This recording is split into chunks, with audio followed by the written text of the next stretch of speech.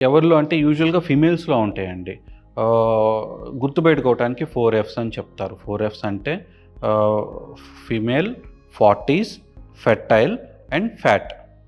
అంటే దీని అర్థం ఏంటంటే యూజువల్‌గా మిడిల్ ఏజ్డ్ ఫీమేల్స్‌లో ఇవి యూజువల్‌గా ఫార్మ్ అవుతా ఉంటాయి due to hormones and various reasons. And as the age progress more than 40లో ఫీమేల్స్‌లో ఇవి కామన్‌గా ఉంటాయి మోర్ దాన్ మెన్స్. దీని అర్థము యంగర్ పీపుల్ అండ్ మేల్స్‌లో ఉండవని కాదు. వాళ్ళకంటే ఫీమేల్స్‌లో కొంచెం ఎక్కువ ఇన్సిడెన్స్ అనేవి ఉంటుంది గాల్ బ్లాడర్ స్టోన్స్‌కి. సో ఒబేసిటీ ఏమన్నా కాజ్ ఉంటుందా డాక్టర్? డెఫినెట్‌గా అండి. Life style plays a major role in gall bladder stone formation. So, మనము రిస్క్ ఫ్యాక్టర్స్‌కు వచ్చి కొంచెము క్లాసిఫై చేసుకోవచ్చు. లైక్ బయోలాజికల్ రిస్క్ ఫ్యాక్టర్స్ అని, లేదా అండర్‌లయింగ్ మెడికల్ కండిషన్స్ వలన వచ్చినవి అండ్ మన లైఫ్ స్టైల్ చేంజెస్ వలన వచ్చిన risk factors. Coming to biological, మనం చెప్పుకున్నట్టుగా age, middle age more than 40 ఉన్న వాళ్ళకి ఇన్సిడెన్స్ ఎక్కువ ఉంటుంది. ఫీమేల్‌లో ఈస్ట్రోజన్ అనే హార్మోన్ ప్రొడ్యూస్ అవుతుంది, అందరికీ తెలిసిందే.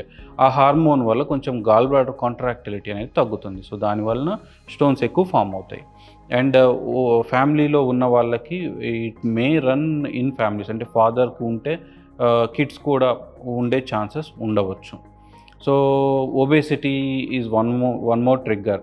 కొలెస్ట్రాల్ ఎక్కువ ఉన్న వాళ్ళకి బైల్‌లో కూడా ఎక్కువ కొలెస్ట్రాల్ రిలీజ్ అయ్యి, ఆ బైల్‌లో ఉన్న కొలెస్ట్రాల్ వల్ల స్టోన్స్ ఫార్మ్ అయ్యే ఛాన్స్ ఉండొచ్చు.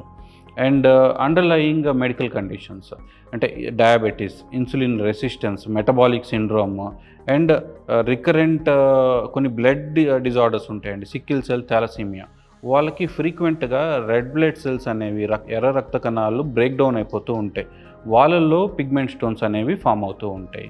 And sedentary life style, more fat, less fibre, more sugary food తీసుకున్న వాళ్ళకి కూడా ఈ గాల్ బ్లాడర్ స్టోన్స్ ఫార్మ్ అవ్వడం అనే ఇన్సిడెన్స్ ఎక్కువగా ఉంటుంది.